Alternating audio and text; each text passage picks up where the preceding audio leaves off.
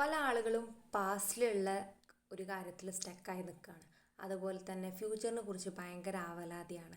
ഇങ്ങനെയുള്ള ആളുകൾ ഒരിക്കലും ഈ പ്രസൻറ്റ് മൊമെൻറ്റിൽ അവർക്ക് എൻജോയ് ചെയ്യാൻ കഴിയില്ല. എന്ത് കാര്യം ഈ പ്രസൻറ്റ് മൊമെൻറ്റിൽ നേടിയെടുത്തു കഴിഞ്ഞാലും അതുകൊണ്ടല്ലേ ഇതുകൊണ്ടല്ലേ അല്ലെങ്കിൽ ഫ്യൂച്ചറിനുള്ള ആവലാതിയൊക്കെ ഉള്ള ആളുകൾ ഒരിക്കലും പ്രസൻറ്റ് മൊമെൻറ്റിൽ ഹാപ്പി ആയിട്ട് ഇരിക്കാൻ കഴിയില്ല എന്നുള്ളതാണ്. അപ്പോൾ അത്തരത്തിലുള്ള ആളുകളുടെ മൈൻഡിൻ്റെ കൺട്രോൾഡ് അവരുടെ കയ്യിലല്ല എന്നുള്ളതാണ്.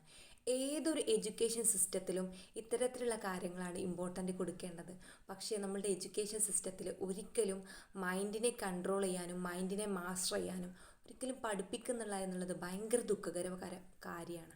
അപ്പോൾ നിങ്ങൾ ആലോചിച്ച് നോക്കുക, നിങ്ങളുടെ ലൈഫിൽ നിങ്ങൾ മൈൻഡിൻ്റെ കൺട്രോളിലാണോ അതോ നിങ്ങളുടെ ഇമോഷൻസിൻ്റെ അടിമകളായിട്ടാണോ നിങ്ങൾ ജീവിക്കുന്നത് എന്നുള്ളത്.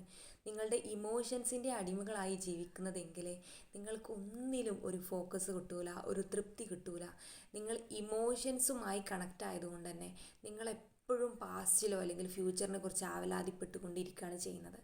ഈ മൊമെൻറ്റിൽ ജീവിക്കാൻ പറ്റുക, മൈൻഡ്ഫുൾനെസ്സായി ജീവിക്കാൻ പറ്റുക എന്ന് പറയുന്ന ആളുകളെ മൈൻഡിനെ കൺട്രോൾ ചെയ്യാൻ പറ്റുന്നവരും മൈൻഡിനെ മാസ്റ്റർ ചെയ്യാൻ പറ്റുന്നവരുമാണ് എന്നുള്ളതാണ്. അപ്പം നിങ്ങൾ ആലോചിച്ച് നോക്കുക, നിങ്ങളുടെ ഇമോഷൻസിൻ്റെ അടിമകളായിട്ടാണോ നിങ്ങൾക്ക് ജീവിക്കേണ്ടത് അതോ മൈൻഡിനെ മാസ്റ്റർ ചെയ്തിട്ടാണോ നിങ്ങൾക്ക് ജീവിക്കേണ്ടത് എന്നുള്ളത്.